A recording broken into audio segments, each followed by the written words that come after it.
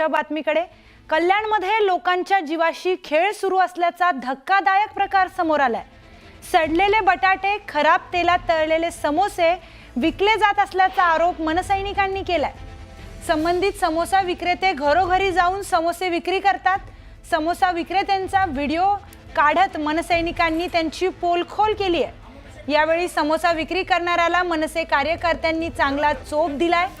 दरम्यान संबंधित व्यक्तींवर कारवाई करावी अशी मागणी करण्यात येते।